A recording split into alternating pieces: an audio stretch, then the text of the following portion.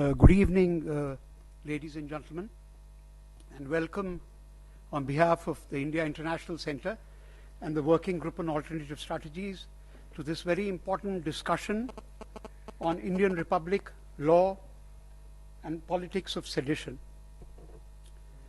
We have a very distinguished panel today, which needs no introduction. We have Soli Sorabji, we have Ambassador K.P. Fabian, Professor Neera Chandyok, and Professor Shiv Vishwanathan, and yours truly, Suhas Borkar, will be the moderator. Now, before we begin this program, there was a proposal that we have two journalists with us who were attacked and assaulted at the Patiala House courts, who will just share their experience with us, and then we'll carry on further. They'll be just very briefly and for a few minutes will be with us. So can I invite Sonal Mehrotra first?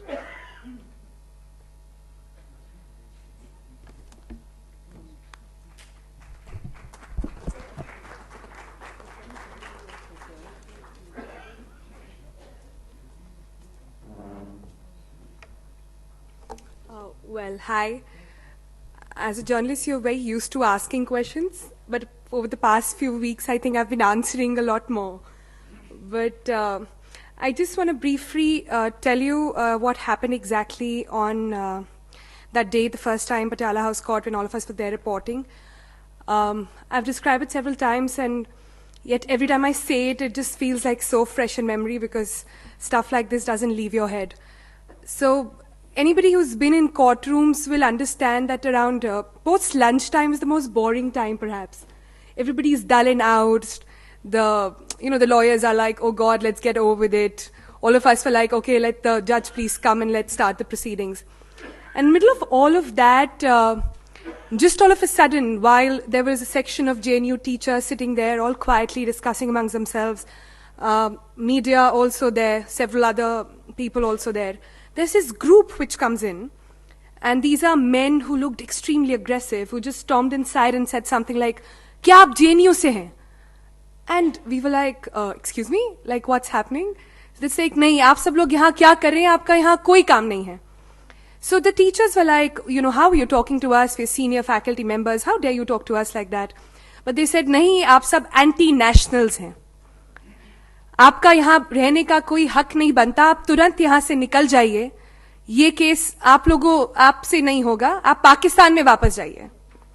So we turned around and we asked them that, and then he turned towards me and a couple of other journalists standing there, and he's like, and maybe because I look like a bit of a JNU student, I don't know. So he turned around and he's like, are you from JNU? I said, no, I'm from the media. Media का कोई जरूरत नहीं है यहाँ पर.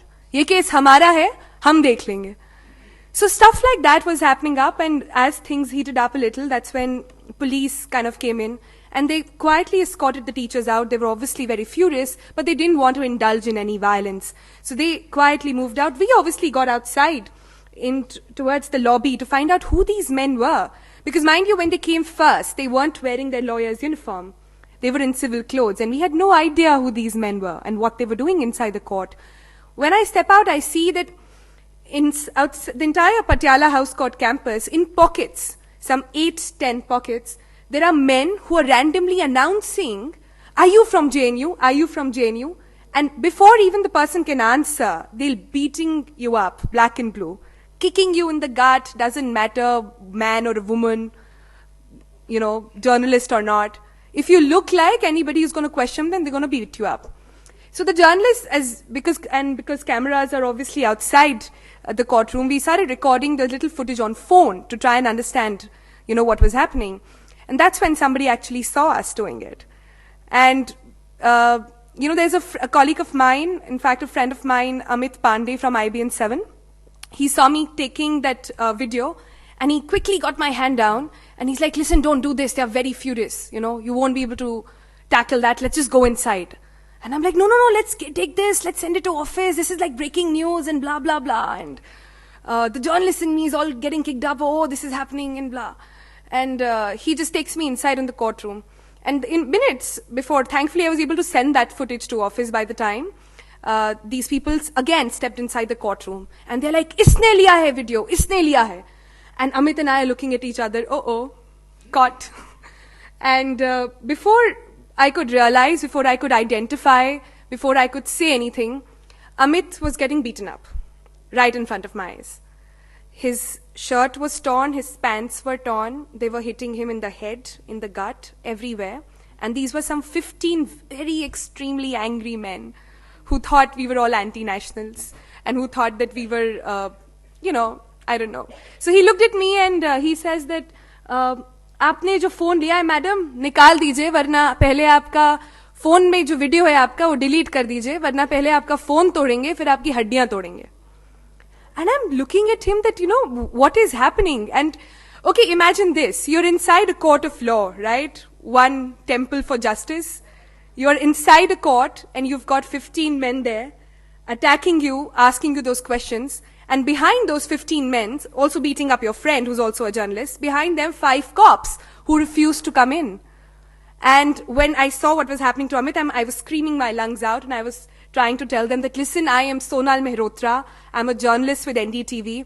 I'm just doing my job. Can you please ask them to leave?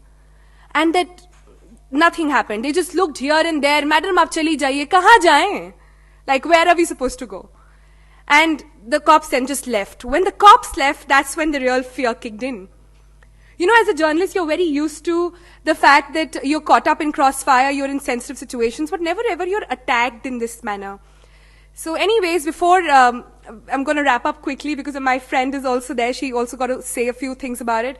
And nothing happened. So before I was shivering in fear that time, not knowing what to do. And thankfully, by some miracle, there were some young lawyers who stepped in that time. And they said that, that come, we'll take you out. And we couldn't go out at that time. I was just still stuck, frozen in my place. Because inside there were 15 people, outside there were some 500 people. And you didn't know, you were stuck. So he looked at me in the eye and he's like, I'll get you out, come with me.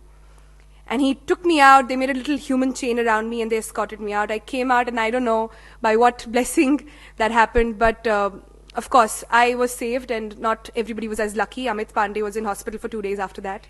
So I guess that is it. That's what happened. I'm very fortunate to be here. Would have rather liked to be here and come join the discussion rather than being a victim, so to say, in this way. But thank you, and I really hope this word sedition comes out. I'm not an anti-national. I'm just doing my job, I guess. Thank you. Thank you very much, Sonal. Now I'll ask Sana Shakit from the Times of India. I would just request you to make it a little brief, okay? Please, thanks.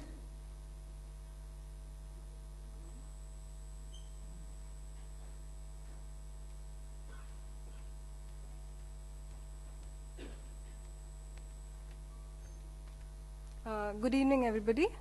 I'm Sana from Times of India. I would begin by saying my friend Sonam has described the whole thing very, clearly. But I would begin by saying that, there was no provocation at all from the teachers or the JNU supporters or the media people or the litigants who were also thrashed in this incident. And I was inside the courtroom. I was in the witness box because there was no space for us to, stand, in the courtroom. So I managed to get a place in the courtroom. And it all started on a very, it started on a very small issue. It was about, that JNU teachers were occupying the seats. It started from there. But then suddenly it escalated. And the police, I would want to speak about the police a bit because the police was there and I saw the lawyers, these lawyers, and all these lawyers who were in the courtroom were not in plain clothes. They were clearly lawyers. Maybe they were not from Patiala House, but they were from, other courts like Rohini Patiala or this one, Karkarduma court. So they were all lawyers, and they started misbehaving with these women teachers, and this women teachers were pushed out of the courtroom. Police was there. Police didn't do anything. Just no action from them. And then I thought, it's going to get bad for us also, because if they are not protecting women, I mean, you can't, I don't know, you can't take any action against lawyers inside the court premises. I don't know if there is any such law. But this is what Mr. Bassi later on said, that, they were officers of the court, so we couldn't take any action against them, something of this sort. But then you could have at least protected the women there, or, everybody there. Poor litigants were beaten up for no reason. I was accused of being a JNU student. A colleague from DNA who sports a beard, he was termed a terrorist. And that's when, I thought that maybe I'm a woman, so they'll show some, they'll show some respect, maybe because I'm a woman, and they'll understand. We showed our press IDs, but that didn't work, and I was pushed. I was hit from the back. There was a small wound on my lip, and because of being hit from the back, the skin just came out, and my lip was bleeding. So it was quite scary for me. It was very scary. And like Sonal said, she was lucky that, some lawyers managed to help her out from the courtroom. I had to literally run for my safety. I managed to escape the court premises only from the back gate, which is gate number 6 of the Patiala House Court, which is rarely used. So I managed to escape from there. It was very scary for me. Thank you so much. Thank you. Thank you. Thanks a lot, Ms. Hannah, for being here. I requested them to join us. I mean, there's some trouble in JNU right now. They came rushing, and they have, I believe, to rush back. Anyway, so now coming nearer home, I just wanted to flag in, we have this program running at the IIC since 2008, since April 2008. It is called Taking Children to Gandhi. And MGK Menon was our president then, the Life Trustee, and he was very keen that we start this program. And you'll be happy to know that 6,500 school kids from senior classes have gone through this program here at IIC over these years since 2008. Now, I want to take you back very quickly to 22nd of July. This program started in April. 22nd of July 2008, when crores of rupees, stacks, were put on the floor of the Lok Sabha, and there was a hue and cry. And then Somnath Chatterjee, then the speaker, said to me that, what is the civil society doing about this? This is a terrible blow to parliamentary democracy in the country. So with this program, which we were then running and still runs, the Taking Children to Gandhi, came out with this idea of that 500 students would take a pledge to strengthen parliamentary democracy and go and march to Parliament House and give this copy of the pledge. The police, as usual, said that you can't march from Gandhi Smriti, which is 1.5 kilometers to Parliament House. And then I told Somnath Chatterjee that, the cops are not letting us do this, and the children are very keen to come and meet you. So he said that I will come across, let them not allow you. I'll come across to Gandhi Smriti. This was the first time that Somnath Chatterjee entered the precincts of Gandhi Smriti. And he was there, and this pledge. Now, the first point in this pledge is inculcating the value of tolerance in our lives. Dissent is part and parcel of democracy and has to be taken on board at all times. I just wanted to read that out to you. And then this pledge was given, and the 500 students read out this in front of him. The second point, which I just want to flag before I ask Soli to open this discussion, is the Constituent Assembly. And there was a long discussion on this. And I just want to quote from Seth Govind Das, who was very much against keeping this sedition idea in the Constitution, and it was anyway removed finally. And I just want to quote him. This is his speech on the 2nd of December 1948. My grandfather had been awarded a gold waistband inlaid with diamonds, he said. Very passionately he was speaking. The British government awarded it to him for helping it in the 1857 mutiny, and the words, "In recognition of his services during the mutiny in 1857, were engraved on it."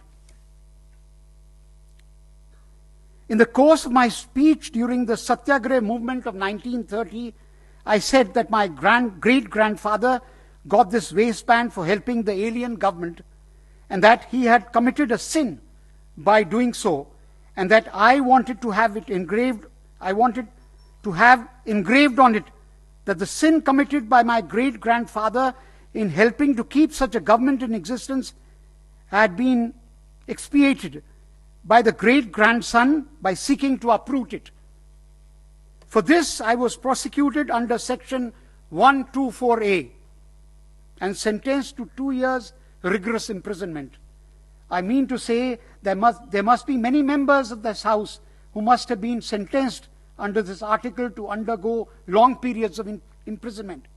It is a matter of pleasure that we will now have freedom of speech and expression under this subclause, and the word sedition is also going to disappear. Now I request Soli Sorabji to open the discussion. Thank you.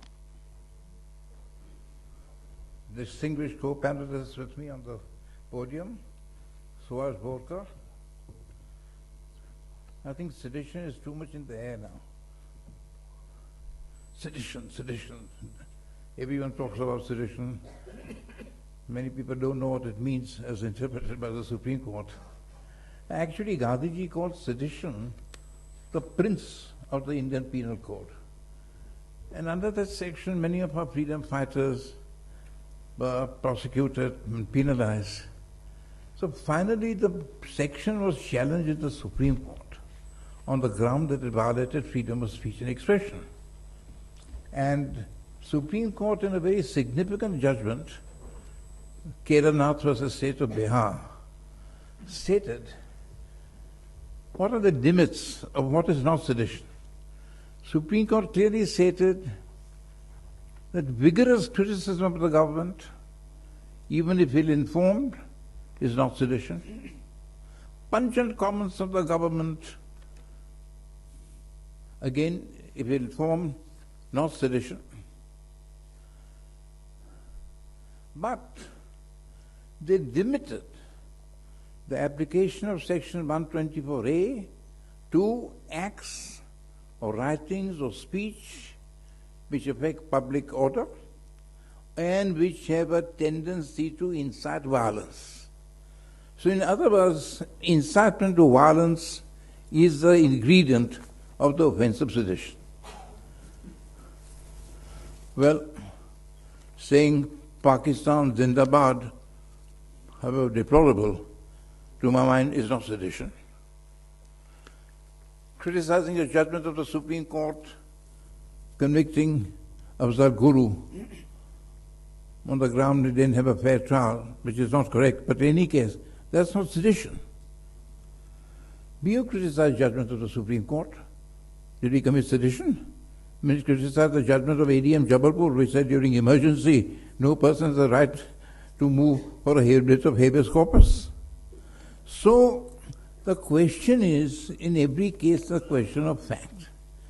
if you say that the judgment is wrong, there was judicial murder of Afzal Guru, that may or may not be contempt, but not sedition. But if you say, and I emphasize if, because these facts are to be established in a court of law, that will avenge the injustice done to Afzal Guru by seeing that these institutions are done away with, or the people responsible for it pay the price. If there is any element of incitement to violence, then of course it is sedition. Because the freedom of speech and expression cannot be expanded to sanction overthrow of government by illegitimate means, by violent means. Now, ladies and gentlemen, the problem is, actually one thing which I really want to mention, and which has upset me very much, is the attitude of the lawyers who beat up not only the journalists, but even the counsel appearing for the accused. Whether, what's his name, Akhtar? The accused's name? Kanhaiya said things or made statements as has to be established in a court of law. He has a fundamental right of free trial, a fair trial under Article 21, which postulates a reasonable trial with legal representation. Now, if you deny him legal representation by assaulting the people who appear for him, I mean, to my mind, it's shameful. Not only is it a violation of Article 21 of the accused, but actually it's really an onslaught on the authority of the court. And why do I say that? Because the court had constituted a committee of lawyers to go and examine the situation in the Patiala court. Now, this committee of lawyers appointed by the Supreme Court, they were also assaulted, verbally abused. So, in fact, to my mind, it's all very well to say Bar Council should take action, of course they should take action, but that will take its own time, that will be challenged. High Court should do that, same thing, it will be challenged. The Supreme Court must move swiftly and stringently by initiating contempt proceedings against those lawyers who beat up Kanhaiya, his lawyers and others, because it's an onslaught on the authority of the court. And unless this virus is nipped in the bud, it may spread. It is no pleasure for me to say that laws should be put behind bars, but there is no remorse. There is no repentance. On the contrary, to glorify their acts as acts of patriotism. Of course, patriotism is so much in the air that I'm reminded of Dr. Johnson, who called it the last refuge of a scoundrel. You know Dr. Johnson, what he said. Then, well, ladies and gentlemen, we must, and one thing ways, don't bring in BJP, Congress, SSP. These are matters of principle. We are thinking of norms, and they should be applied irrespective of any political considerations. So I wanted to give you an idea. I'll be willing to take questions as to what sedition is, and rather what sedition is not. I have committed acts of sedition because in my professional practice I have criticized judges of the Supreme Court more than once. So you must keep a balance, and only those acts which really affect public disorder or which have an incitement to violence, that would constitute sedition, and we must not take a very knee-jerk reaction. Because after all, what does the cop know? Oh, he said something as India, sedition hoga. He said something critical of the government, sedition hoga. But that is not sedition.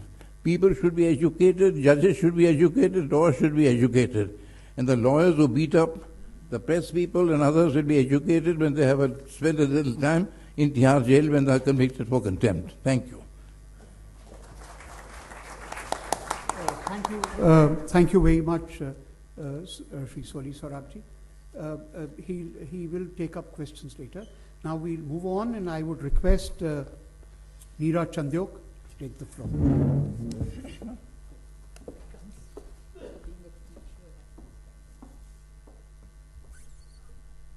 Thank you.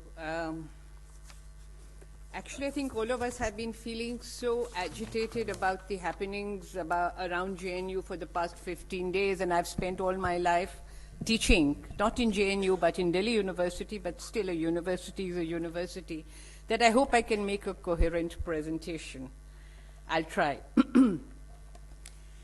You know, ever since the 1990s, when globalization and liberalization hit India, the gigantic face of the market as an institution of want creation and want satisfaction looms large over our individual and collective lives. And one area in which the whole notion that the market is the dominant institution of a capitalism gone a little berserk is education. Increasingly in higher education, we see the phenomena, or we saw the phenomena of very, very bright young people opting not for science. And I speak of science the way the Greeks used it, as knowledge, as pure knowledge, but in the field of applied sciences. Whether it's technology or information technology or management, what we resultantly have on our hands is an educational system in which skills are being created. But I do not know if we are creating enlightened minds, because what has happened with the privileging of applied sciences, that the status of humanities and social sciences has really dipped alarmingly. They're seen as the soft option, not jobs that can get you a 3 crore package per year. Whether it is literature or whether it is art, whether it's aesthetics or whether it is theater, political science, history, sociology, anthropology, these are the disciplines that actually allow young minds and older minds to think about what it means to be human. What is the human condition? What is it that we owe other people? History teaches us, and political science is a system of normativity. If you were to teach young students, for example, the Mahabharata as text and show them that there are no easy answers, there are only questions of the human condition, because in the Mahabharata, the lawbreaker is also the lawmaker.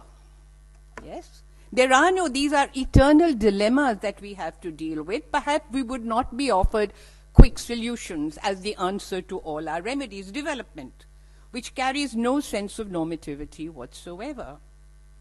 If we were to teach them, as we did when we were teachers, Antigone, when Antigone is condemned, brought before her wicked uncle, her mama, Creon, who says to her, "Thou dare transgress my law?" She says, "Yes, I did, because your law is not the law of Zeus.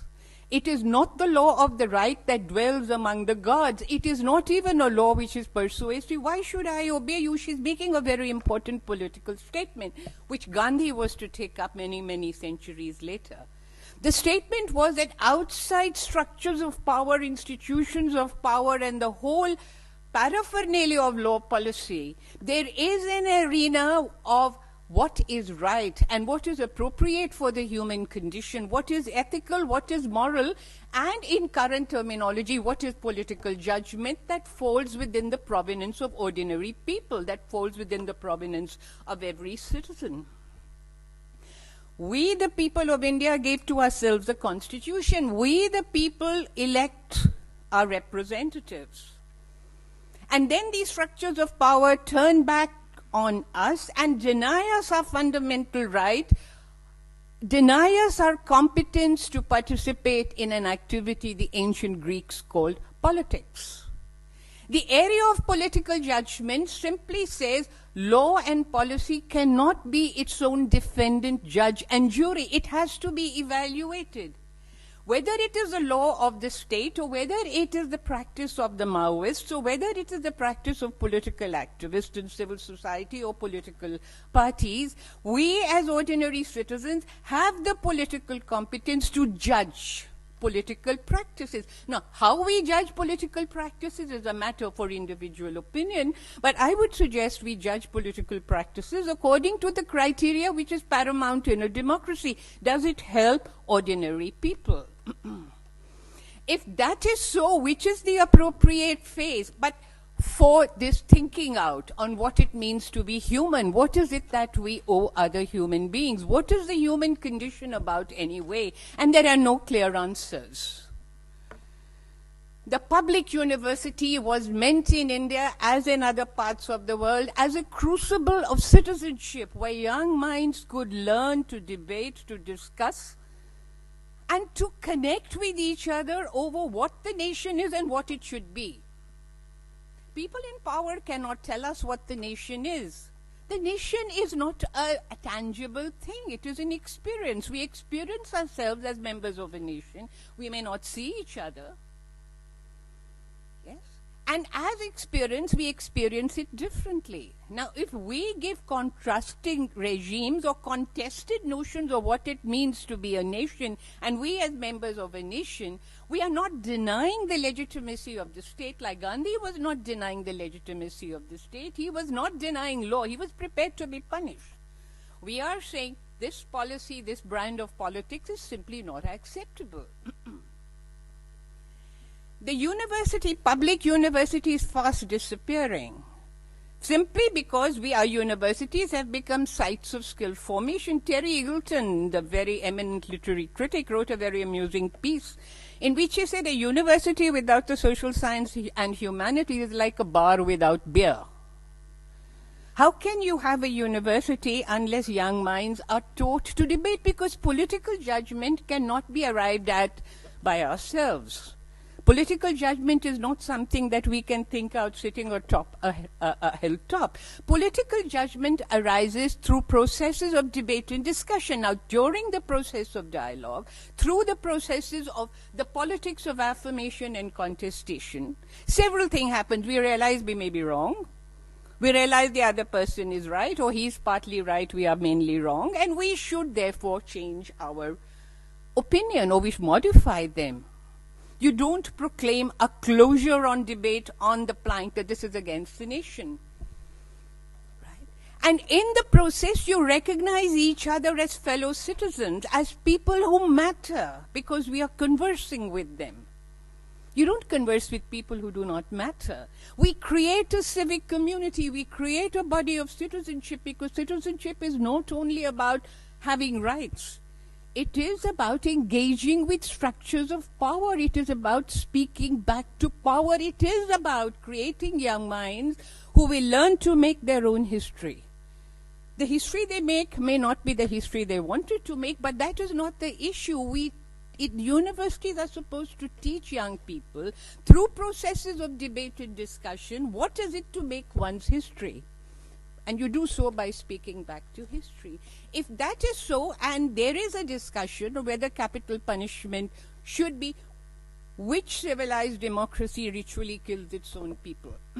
If this is the question, without taking names, what is wrong about it? You're discussing a matter of importance. You know, when Socrates says in Plato's Republic, it is not a mere matter we are discussing here. We are talking about how to live. We are talking about justice. Then how a state should punish people is a part of justice, and each of us has a stake in it, because we may be the victims tomorrow. Now, if this issue is raised, it's not a big thing. And if the issue of the country is raised, the country is not above people. People make a country. A piece of land doesn't make a country. People make a country. People who feel for the country and people who feel for each other. I'll end with just two final comments. I'd like you to remember Rabindranath Tagore. Nikhil says in Ghare Baire, "Of course I don't worship my country. That I reserve for a right." To worship one's country like a god is to bring a curse upon it. This unthinking notions of anti-nationalism has brought a curse upon us. And at stake is the whole idea that we will create a citizens' community through processes of debate, dialogue, and the politics of affirmation and contestation. And finally, do we really believe? I mean, I've been hearing TV debates. A very senior general said, this is civil war, what's happening in JNU. Or this is, they're trying to break up the country. Do a bunch of 21, 22-year-olds who are shouting slogan bring down this country, which is what, 3,000 years old? This democracy which has its roots in the freedom struggle? Do we really believe it? And if that we do not believe, then I suggest that students should be left to the task which they are supposed to be doing of creating good citizens. Thank you.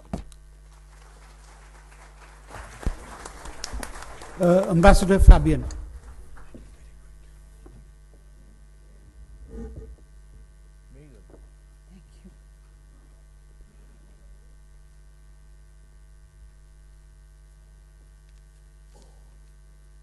IIC President Shri Soli Sorabji, distinguished panelists, moderator Suhas, ladies and gentlemen. We have begun very well with those young journalists telling us firsthand what happened. And as Plato said, what is well begun is half done. But I'm sure this is not going to remain half done. Now, let me start by with salutations and compliments to IIC in general, and in particular to President Shri Soli Sorabji and to Director Air Marshal Naresh Verma and Shri Suhas Bokar of the working group on alternative strategies for organizing this meeting. I'll tell you why. The other day, a prestigious club in Delhi, I'm not going to mention the name, there was a discussion, tempers were rising, and somebody said, oh, you should be lynched on the spot. Now, tell me, are we a democracy or a lynchocracy? Now, fortunately at IIC, we are able to maintain a level of civility of discourse, and we are all agreed that civility of discourse is absolutely essential in a democracy. One thing, we do not want IIC or similar fora to be a shrinking island surrounded by stormy waters. We want the island where civil discourse is possible, where interlocutors disagree agreeably, not disagreeably, to expand, and we want the stormy waters to evaporate away. Now, the present situation, it is impossible to be silent and yet difficult to speak.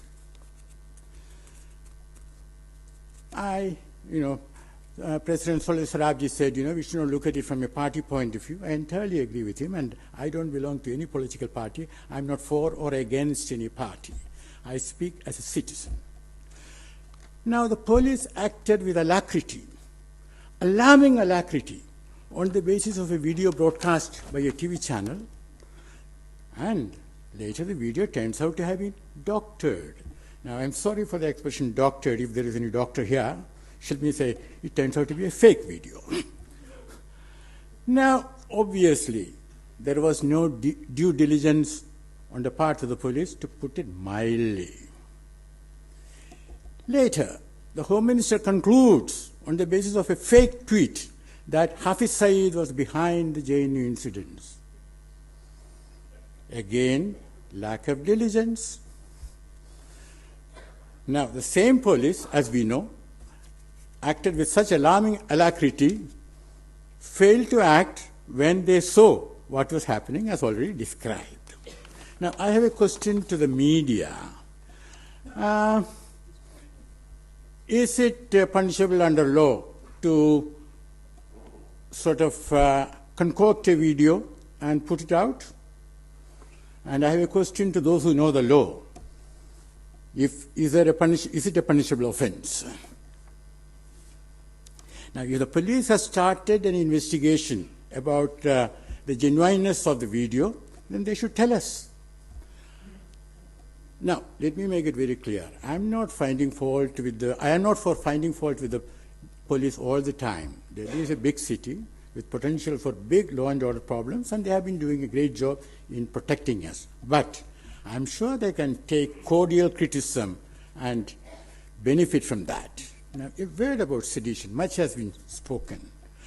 For me, it is a baggage left by the British. They should have taken it away in 1947. I'll tell you why. See, the alien government had some reason to believe that its existence was in danger. But that doesn't apply to independent India. And, of course, there is terrorism, Maoist violence, but all that can be addressed without invoking sedition. And it's a sad commentary that, we have failed to sort of remove this sedition law. Now, second thing is that, as President Sorabji pointed out, the police doesn't seem to know what sedition is.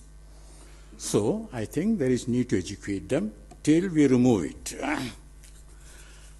Now, let us find out why we are where we are. To my mind, the first mistake was when the permission that was given to hold a meeting was revoked. That was done in a bit of a hurry. Now, I want to request you to join me in conducting a thought experiment. See, the advantage of the thought experiment is that, by telling us what might have happened, we get to know better what really happened. The thought experiment begins.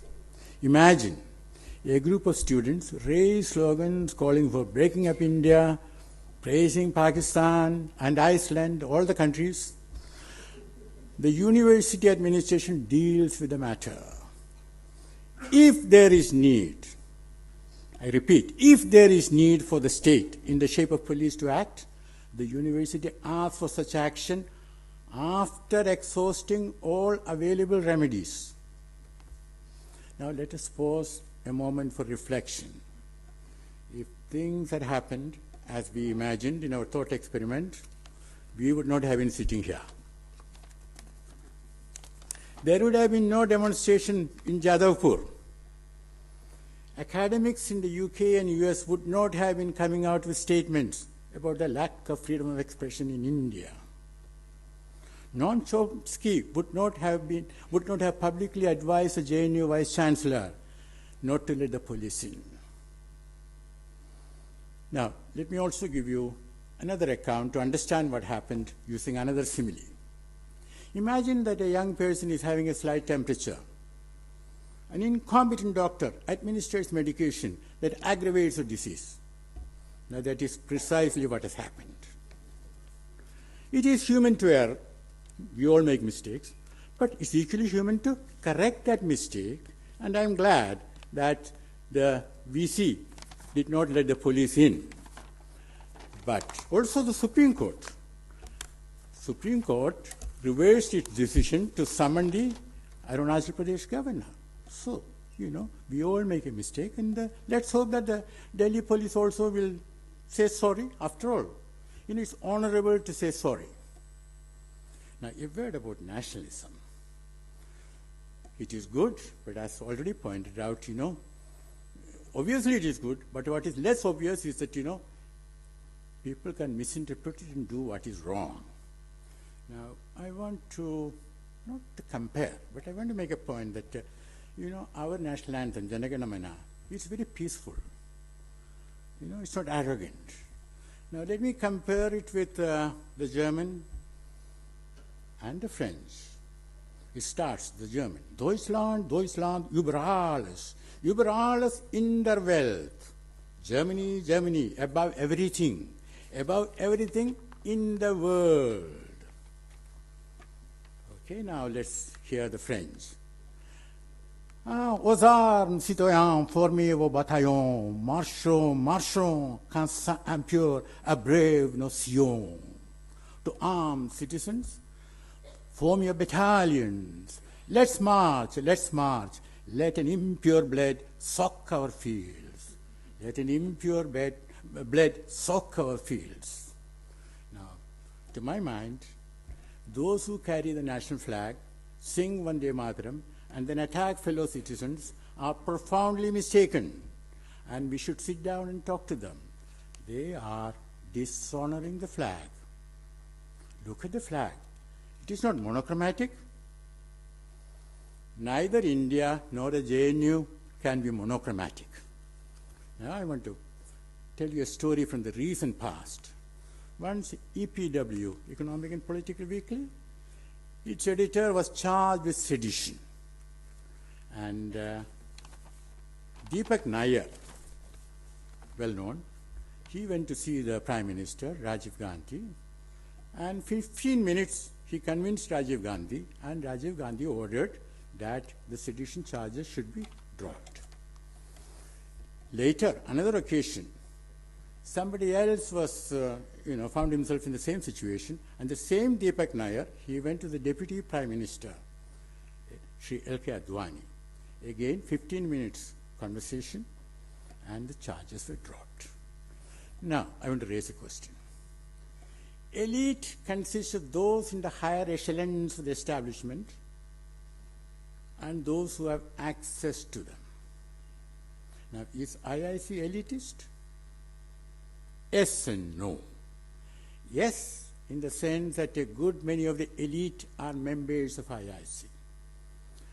No, in the sense that IIC is inclusive. Now, question to the elite of Delhi. Have you spoken to the Prime Minister? Can you do what Deepak Nair did twice? Now, a rider. The EPW editor, as defined earlier, belongs to the elite. Is it because Kanhaiya Kumar does not belong to the elite that he has been ignored? Now, an appeal to those who have been demonizing the JNU and say that they want to shut it down. I have been told, Nehru Park, the other day, some people were standing there and they asked me, when shall we shut down the JNU? So I said, when do you want it? So one of them said, tomorrow, and the other said, yesterday. Now, let me ask you, does anyone who is saying, cut off the nose to spite the face? Thank you.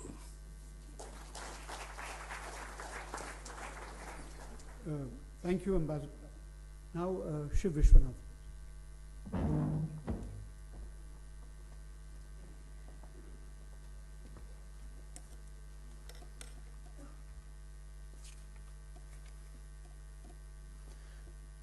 I guess unlike political scientists and lawyers, a sociologist loves gossip. And he asks a different set of questions. You know, when I listened to Soli and Neera, I understood the function of the university. I understood the rationality and civility of critique. But I'm just taking a series of cases. I thought I'll educate myself on sedition. What kind of acts are treated as sedition? Example one. A policeman catches the Manipuri lecturer and makes him sing the national anthem. And he says, your pronunciation isn't right. You must be seditious. Now, you can say it's ridiculous. But when you start multiplying the examples of the ridiculous, I think we face a different kind of situation. Mere hygiene around a concept won't do. Let's take a second example. During the colonial movement, many people who sang kirtans were seen as seditious. Let's take a third example. Everyone's talking JNU, but let me talk Vinayak Sen. If you carry a piece of Maoist literature, you're seditious. So to a certain extent, the shopping list of sedition seems to cut right across. In fact, there is a Kashmiri University lecturer who added a question on security of Kashmir. He was also seditious.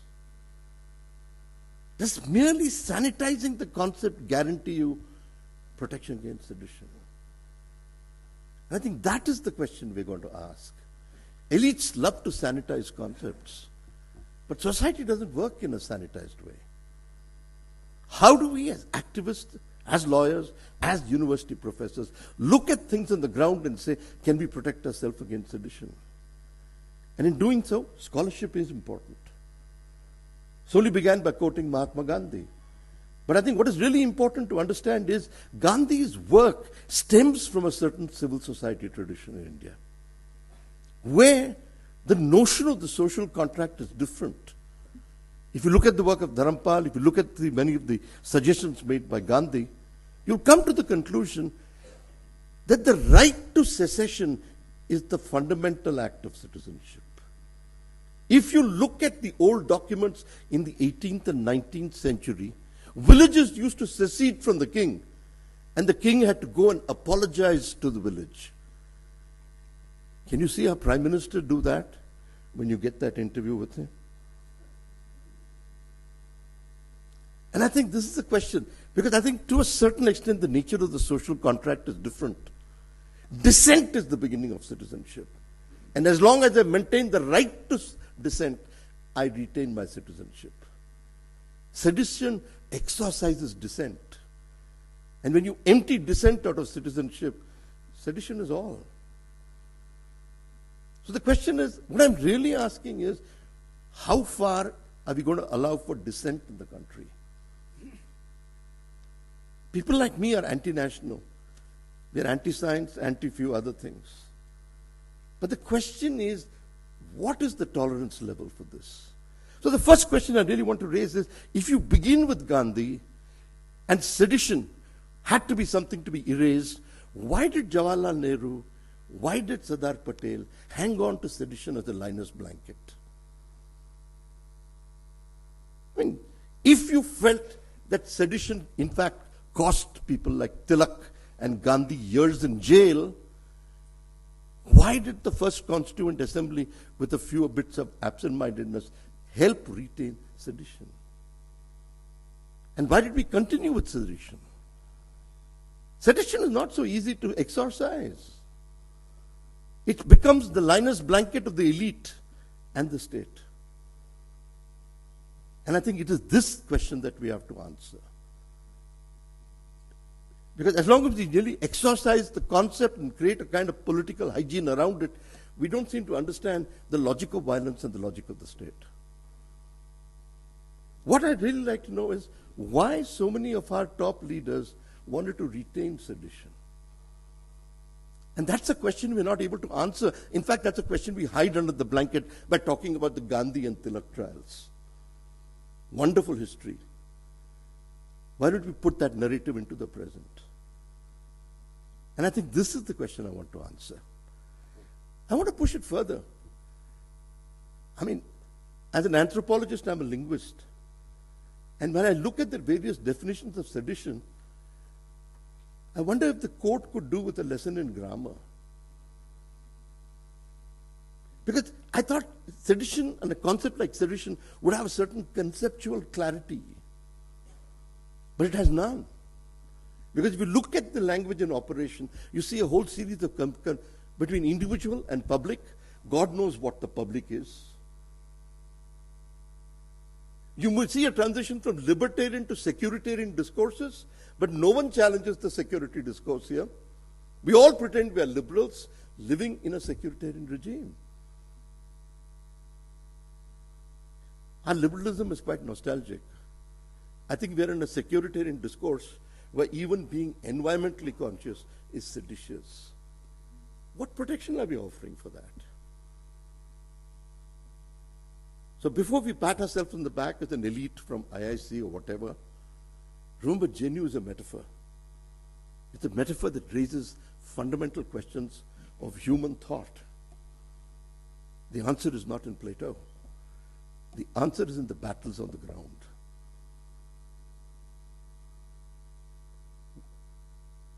I don't see why we should salute the nation state. According to Leo Cooper, in the 20th century, the nation state eliminated 700 million of its own people. Do I need to be patriotic after that? I'm not quite sure. Thank you.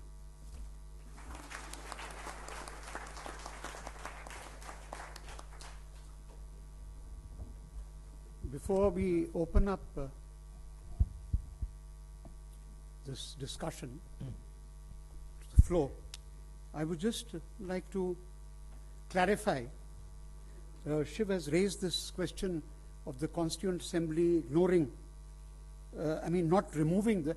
I think I would like to quote from Soli Sorabji.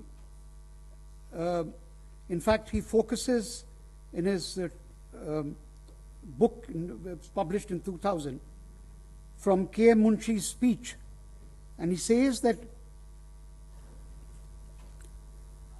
in terms of free speech clause, what came into the Constitution, sedition was inconsistent with it. So what goes further on to say, the Constituent Assembly itself, of course, was not into the business of repealing legislation. Consequently, it inserted into Article 13 a proviso that rendered void all existing colonial laws that were inconsistent with the Constitution. From the moment the Constitution came into force, common sense would dictate, therefore, that from early 1949, Section 124A became unconstitutional, a dead law on the statute books, waiting either to be repealed by the first legislature or be struck down by the courts. Now, this is Gautam Bhatia, a recently published book, Offend, Shock or Disturb, Free Speech under the Indian Constitution. Now, he has a very relevant comment. The legislature, however, seemed not to be interested, and so the battle moved to the courts. Now we'll take up the questions. Just one clarification. In the Constituent Assembly, what was discussed was the permissible heads of restriction of free speech. Free speech, like any other fundamental right, is not absolute. It can be restricted on certain grounds. Grounds like public order, defamation, contempt of court. One of the grounds suggested was sedition. So sedition was removed as a permissible head of restriction under Article 19(2). But unfortunately, that had nothing to do with the legislation which was on the anvil. The only thing was sedition was not a ground of permissible restriction. That was what was removed. But Section 124A remained at the same time on the statute book till it was interpreted by the Supreme Court in the manner I have said. No, I have no problem with that. But if you continue reading Gautam Bhatia from 1951, the next few paragraphs onward, the narrative changes. And that's the point I want to bring. That the Constituent Assembly did not manage to suppress sedition altogether. Because after all, Jawaharlal Nehru in Patel did use sedition as a linus blanket for the state. No, not correct. Okay. Yes? Can we, we'll take 4 questions in the first round and then move on. No, 4 questions and I'll go around. Sorry? Yes, Sir, Okay. my question is to Honorable Solis Rabji. Honorable Choron, sorry for that. Okay, sir. We respect you so much, we can't resist. Okay. Anyway, the question is, sir, you very aptly refer to 124 section by which Gandhiji was put this kind of sedition. 124A. Yeah. And really, I would like to read what Gandhiji has written. He said, I'm very happy that I'm being charged in the prince, as a prince among the political section of Indian Penal Code, designed to suppress the liberty of the citizen. Affection cannot be manufactured or regulated by law. If one has no affection for a person or system, one should be free to give the fullest expression to this affection, the word which was used by you, so long as he does not contemplate, promote, or incite to violence. Now, my question is, sir, that tomorrow or day after, when the judges take up this issue with regard to Kanhaiya Kumar's case, will they apply the same 124A section which was introduced in 1922, or will there be some modification or and all that? Judges will apply 124A as interpreted by the Supreme Court. Supreme Court has said in terms that even if you criticize the government vigorously, even if you make comments which are very pungent, even if you can say this government is inept, we'll throw it out the next elections, it's not sedition. But if you say we'll throw it out this government by means which are not merely speech and writing, but other means, that may amount to incitement to violence. But these are questions of fact. They have to be proved. Did he say that? In what context? In what circumstances? What I'm very upset is some so-called lawyers in black robes have taken upon themselves to prejudge the issue and to assault the accused and his lawyers. That, to my mind, is the greatest shame that I'm experiencing. I'm pained at that. This way. This way. Yeah. Can you just identify yourself because we are recording, please? I'm Just one second. Yeah, okay, fine. Yeah, thank you. I'm Vinayak Dutt from Indo-Asian News Service.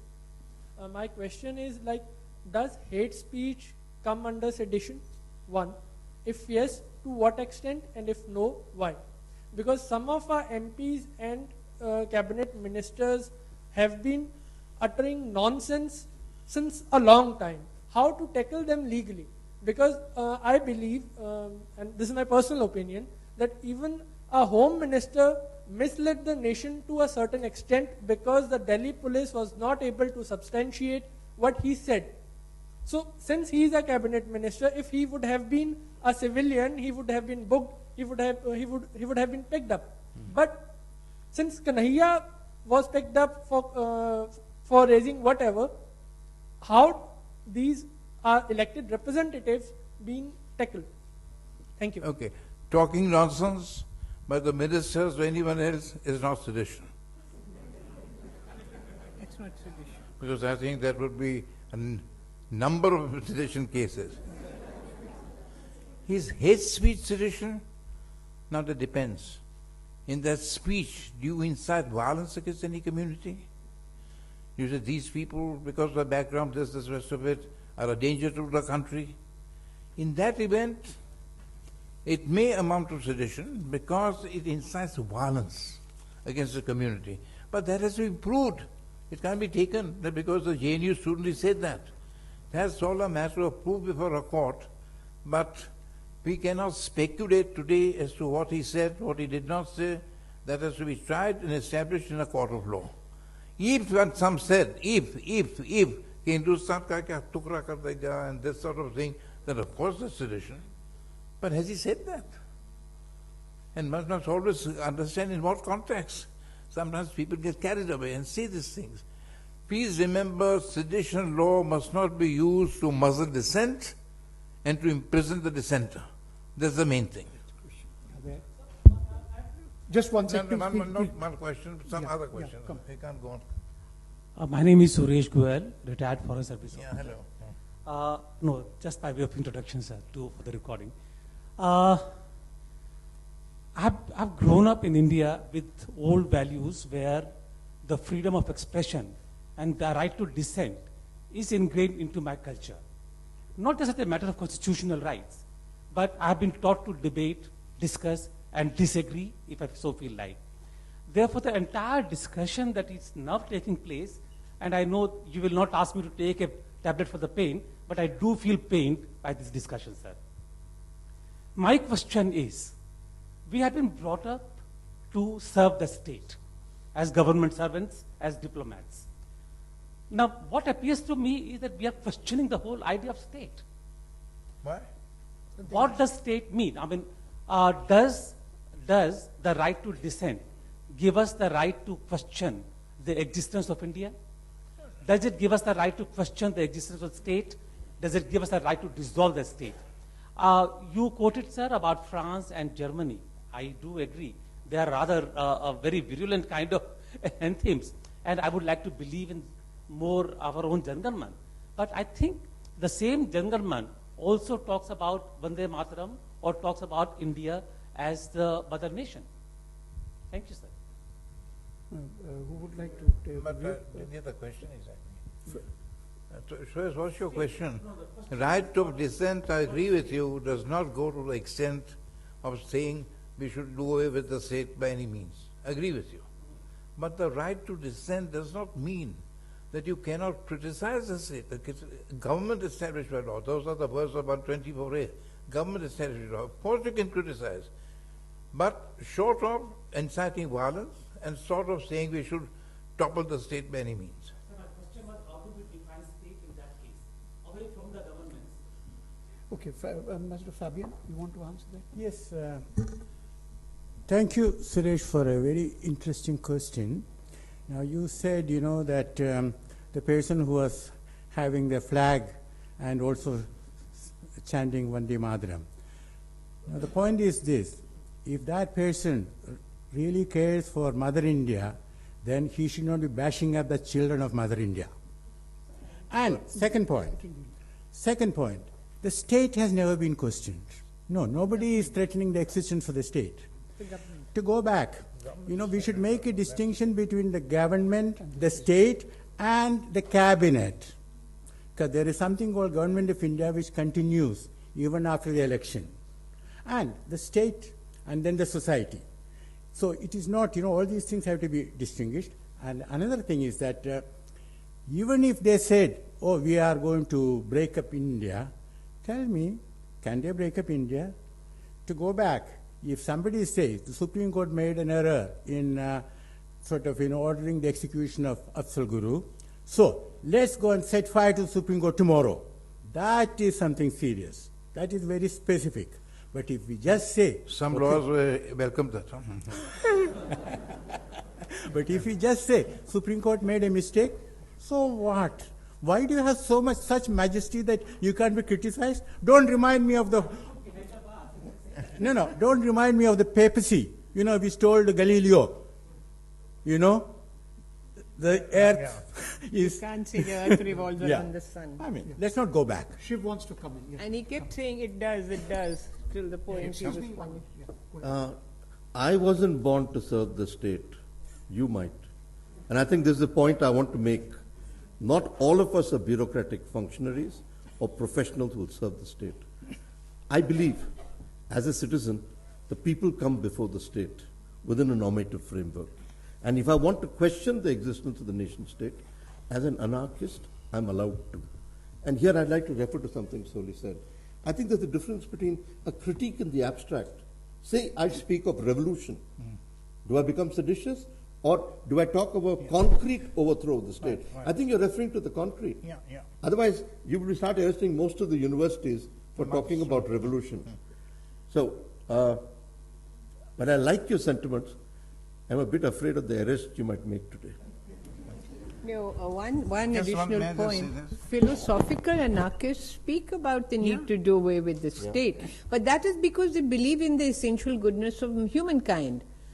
People like us are Hobbesians and who feel you need a state to create a framework within which all of us can live. We need the state. But Noam Chomsky would say that we don't need the state. The state is an imposition. But that's not sedition. That's not sedition. That's a philosophical. I mean, they also feel. Yeah. And actually, Suresh, I remember, we criticized the government very severely, Congress government, for imposing the emergency. You know what I mean? So that criticism must be permitted to citizens, but not to say we'll now throw off this government by violent means or means other than mere speech and writing. It's a delicate balance we have to keep, but as I said, the main thing is, I repeat, please don't use the sedition law To curb dissent. to muzzle dissent and jail the dissenter. And because the sedition law has been misused at times, I'm not in favor that you repeal it altogether. We need it in appropriate cases. Yeah, go ahead. Sir, if you pardon my comment. Just introduce yourself, sir. So my name is Lalit Mehra. But if I may make a rather stupid comment, I think this whole thing is making a mountain out of a molehill. Sorry? This Making a mountain of a molehill. is making a mountain out of a molehill. I mean, what did the students do? No, not me. Making a who's Yeah, go ahead. What did the students The do? government is. They were having a small get-together to have some poetry reading. They then got into some different discourse. Some slogan shouting took place, and suddenly the whole thing is blown. Try and think as to what has caused this mountain, this mole becoming a mountain. It's the media. What happened? The media has gone haywire. They put out all kinds of information and news. They concoct news. They just put things out in the public domain without verifying it. And no one seems to worry about what these guys are doing, because they are considered a pillar of society, pillar of democracy, and therefore they are a holy cow. Nobody talks about them at all. I tried to analyze some time back about this question of intolerance, and I figured out what happens. A small incident takes place somewhere.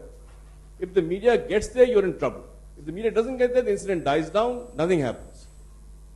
When the media gets there and bites start being read, every politician worth his salt jumps into the battle as well, because his bites then get heard on the news channels.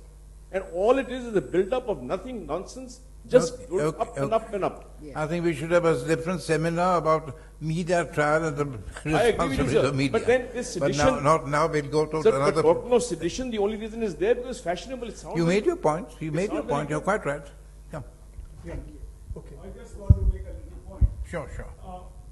This enlightened. We know who you are, so just. My name is Vishwabandhu Gupta. I was in Indian Revenue Service. You see, in America, there was an American charged with sedition because he had burned the American flag.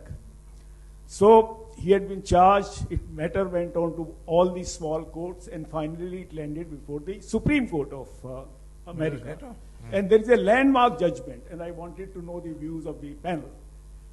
The Supreme Court of United States held by a majority of 3:2, saying that burning American flag is not an act of sedition because it is our flag that gives the citizen even the freedom to burn the flag.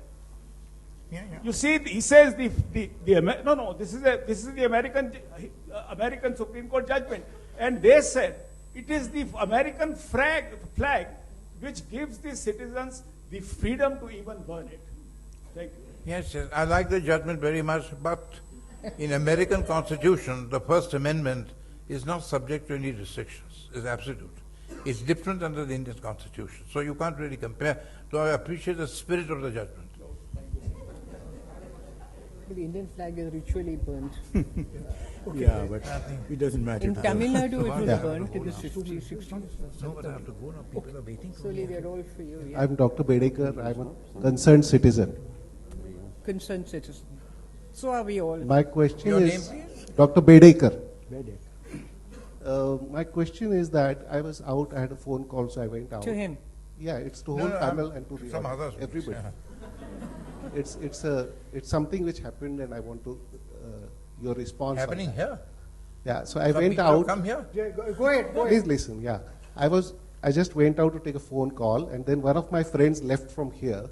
He said that the agenda of this group is to fan the flames against Modi. Again, so? Modi. Mr. Modi. Let me take that. So please don't That's mind. it, that's it. No. Yeah, I want your frank response. It is. No, fine. Yeah. We will respond. Thank you. Thank you. No, this is, you see, this is no, I'm fine. You're Mr. Bedekar? Okay. Now, Mr. Bedekar, it's very good that you have taken up this question. But, I mean, I think it's a innuendo. No, I mean, let me frank. There was a member who came up to me just day before yesterday, from amongst us, a very senior member. I wouldn't like to take his name. I was there to listen to the Nepalese Prime Minister's address. And he came up to me and he said, now this gentleman has had very high offices. Okay? He came up to me and he said, you are organizing this meeting at IIC. I think you are doing the greatest disservice to the nation. Can you imagine that? And then I told him that we agree to disagree. You know, we'll go ahead with this. And there was another gentleman who came up to me and he said that, today Soli is criticizing this sedition law. He's been at the part of the government. What has he done for all these years to remove that damn thing? No, I mean, so these are, we must discuss. It's an open society. We must tolerate dissent. That is what we are teaching the kids in that program which I began with, taking children to Gandhi. Dissent is critical to our democracy.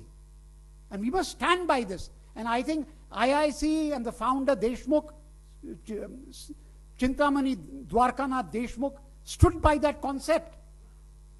In spite of his leaving the cabinet, Nehru came and gave this place to IIC just across the Lodi Garden, prime property. I mean, this is very important. Yeah. I assure you there's nothing anti-Modi about it at all. Nothing at all anti-Modi, anything. As I said, please don't bring politicians. Neither Congress, BJP, otherwise, please discuss the first principles which are necessary. No, but first principles allow a dissenter to fan flames against Modi. Which politicians are bound by. No, I think we'll have to allow for that. Yeah, you can do it, but we are not doing that. No, Yeah. that is true. But I think if you're talking about first principles, even that dissent has to be recognized. Yes, yes, there won't But be, it should not be, there won't be resorting sedition. to violence. There won't be sedition. You should please speak to your friend and tell him that none of us had any sort of motivation. Sir, my name is Adarsh. I am a student, and I have just a brief comment, and then afterward my question. The sedition which was given Just by introduce yourself. my name is Adarsh. I am a student. Student where? I am just graduated from Ramjas College. Okay. And I am Ramjas College. Ramjas Delhi University. It's history department. Sir, Britishers gave us sedition law, and they repealed in their parliament in 2009.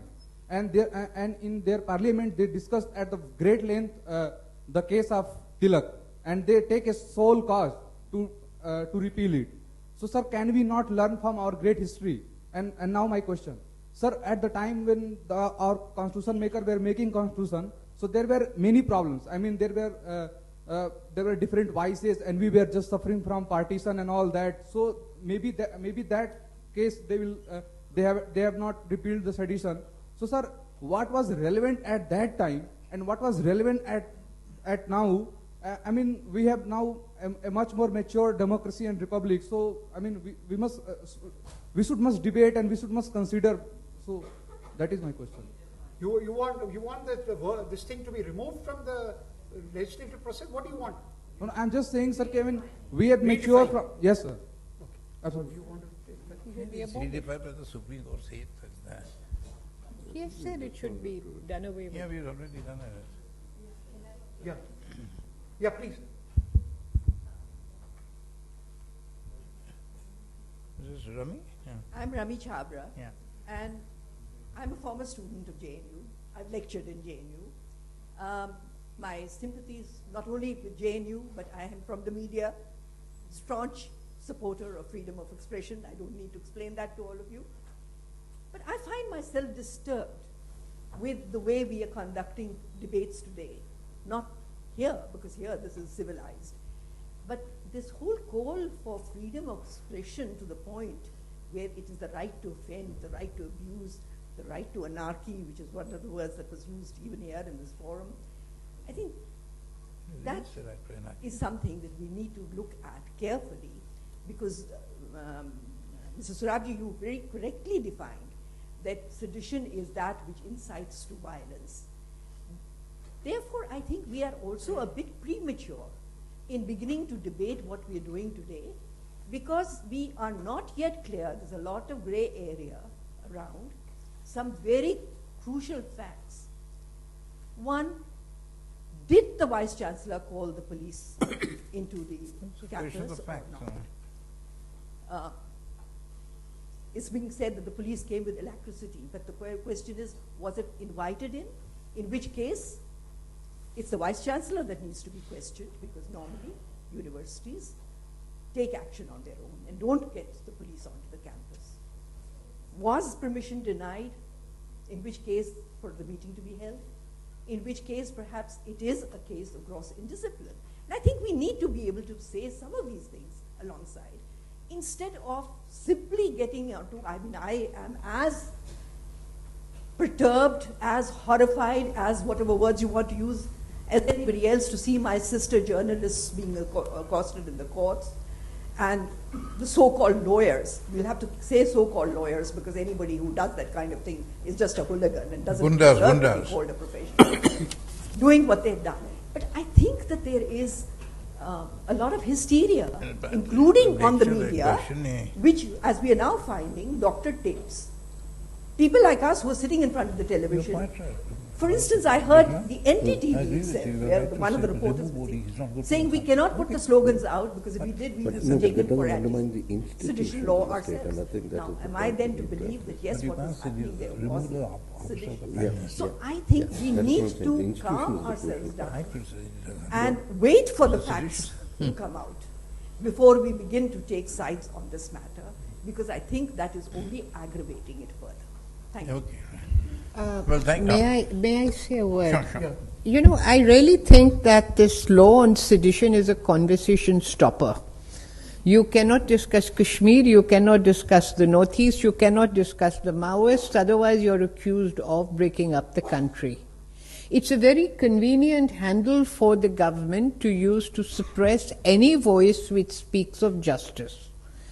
And in a way, if you look at all these troubled areas where our fellow citizens are living in the shadow of the gun and of some very draconian laws, what has India's civil society done about it? We've all kept quiet when it comes to Kashmir because two concepts, nationalism and sedition, put a curb on our freedom of expression.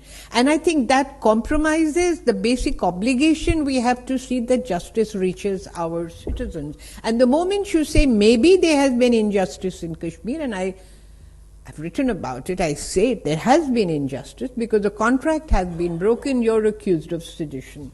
So the retention of sedition in the penal code is not an oversight. It's an extremely convenient conversation stopper, that's all I can say. NGOs are being attacked. The Indian government actually went against a law in the Human Rights Commission in Geneva in 2014 October, which gave space to NGOs, and sided with Bahrain. Now, Bahrain is known for jailing dissenters. Indian government went against this resolution, which I think 130 countries signed. They said, we don't trust NGOs, we don't know where their funds come from and who they are accountable to. And I would like to know who is the Indian government accountable to? I mean, can we hold this government accountable? Every time you ask for accountability, you're labeled either the left or somebody who wants to break up. The government is not the state, and they are not the nation. To criticize an RSS functionary or to criticize that horrible man from Rajasthan who made absolutely unquotable comments about JNU. Of course, people just laughed at him and said he spends his time counting various things in the JNU campus. We're criticizing an individual whom we have appointed to office. We're not criticizing the nation. So these sliding of the government into the nation is again a very, very amoral political means of stifling any kind of dissent. I'm going, thank you very much. You're a lawyer, is it? Yeah, he's one from your, he wants to. He's waiting for me at home. He's a lawyer. Yes. I'm a lawyer in Supreme Court. Naam kya? My question is to No, he Mr. wants your name. My name is Prashant. I'm a lawyer in Supreme Court. Prashant. Sir, you have mentioned about the reasonable restrictions under Article 19.2 and the law of sedition. Can we have some via media in between, if it is not sedition, some other law or some other by which we can restrict this type of instigating slogans, because Kashmir now separatists are sidelined. They are trying to create problems all over the country, like sloganeering and raising slogans which are inside a university. Can we have a restriction on free speech? It's a different thing if we discuss it in with separatists and between government discussing, and that cannot be compared with some students shouting anti-India slogans or saying that we will fight till India is destroyed, or Afzal has brought our message till Delhi. That means he has tried to attack the parliament, representatives of all the people, that if the state is attacked, then nothing survives. I think your question is clear. My question is, sir, can we have something which is not sedition? But I have understood your question. Yes. All depends on the slogans. If it is not sedition. All depends on the slogans. If they say the Supreme Court was wrong, there's nothing wrong in that.